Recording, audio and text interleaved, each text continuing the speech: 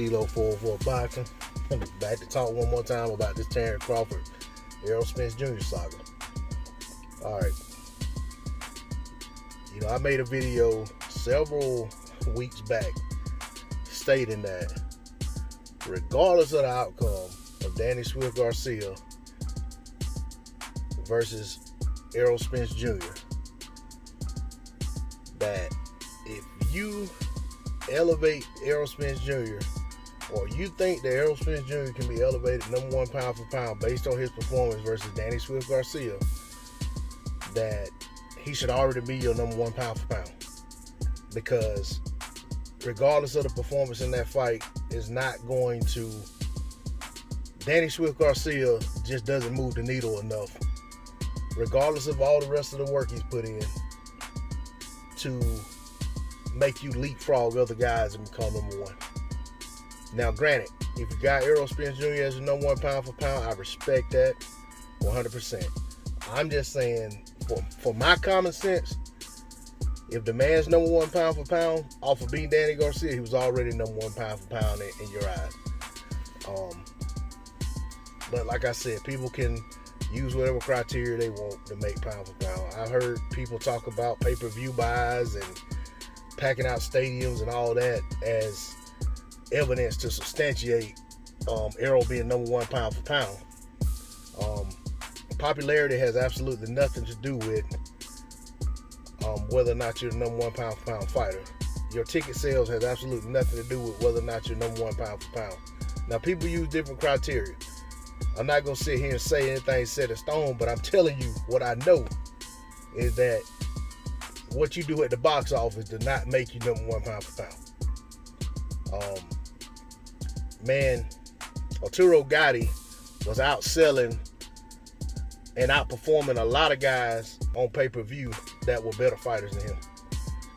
He was on pay-per-view over guys who never made it on pay-per-view, but those guys were better fighters than him.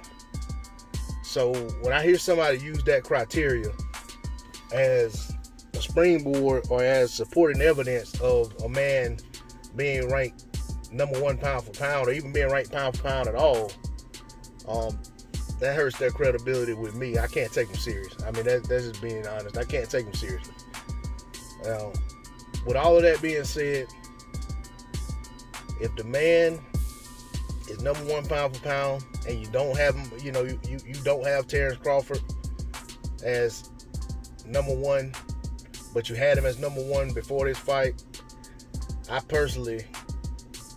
I have to wonder, what did you see in this fight that made you rearrange these guys? And what did you see in Terrence Crawford's last fight that made you rearrange these guys? If you had Crawford number one, Crawford did nothing in his last fight to hurt that number one rank. But at the end of the day, a lot of guys don't have neither one of them number one, because, it's all subjective. It's all about what you like.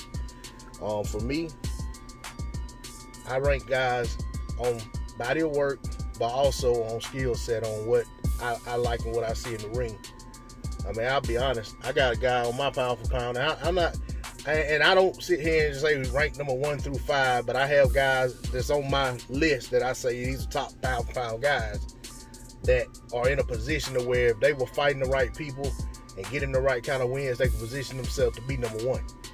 And I'll be quite honest, I got Demetrius Andrade as one of my top pound for pound guys in the sport, because I look at Demetrius Andrade and his skill set, and it's hard for me to envision on an equal playing field these guys beating him.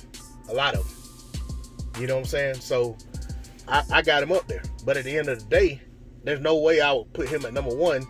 Even if he fought Canelo and beat him tomorrow, the rest of the body of work just isn't there. He'd have to do a little more. So that's kind of the way I look at it. But to each his own. D-Lo 404 Boxing.